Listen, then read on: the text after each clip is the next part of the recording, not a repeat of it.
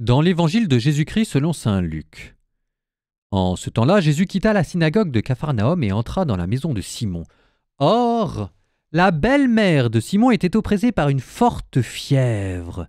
Et on demanda à Jésus de faire quelque chose pour elle. Il se pencha sur elle, menaça la fièvre, et la fièvre la quitta. À l'instant même, la femme se leva et elle les servait. Au coucher du soleil, tous ceux qui avaient des malades atteints de diverses infirmités les lui amenèrent. Et Jésus, imposant les mains à chacun d'eux, les guérissait, et même des démons sortaient de beaucoup d'entre eux en criant « C'est toi le Fils de Dieu !»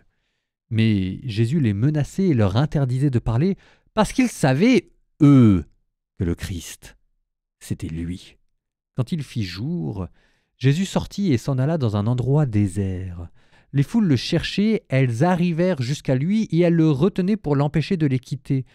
Mais il leur dit, aux autres villes aussi, il faut que j'annonce la bonne nouvelle du règne de Dieu, car c'est pour cela que j'ai été envoyé.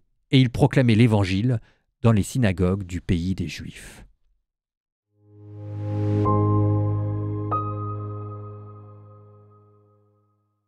Petit exercice de mémoire. Hier, où était Jésus? Ah, petit instant de stress. Il se passait quoi hier? Je ne sais plus trop. Allez, petit indice. Hier, il était question d'un exorcisme. Où se trouvait ce possédé? C'était quand même le thème de ma prédication hier.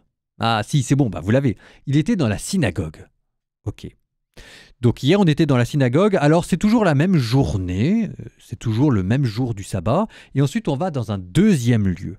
Le deuxième lieu où, cette fois-ci, l'évangile du jour nous a amenés, c'est chez Saint-Pierre. Il a guéri sa belle-mère. Maison familiale, ambiance domestique. Et ensuite, troisième lieu, le lieu de la cité, les rues, la ville de Capharnaüm, où on amène une foule de malades à Jésus et il les guérit. Ce qui vous fait donc 3 lieux, ce qui vous dessine tout un programme spirituel. La synagogue d'abord, puis la maison, la sphère familiale, puis la sphère sociale. C'est de tout là où il faut chasser les démons. Les démons ici, ils ont été mis au plus profond de notre âme, dans notre relation à Dieu. Il faut les en chasser, il faut purifier notre église intérieure. Ensuite, il faut prendre soin de ses proches, soin de la famille où on vit.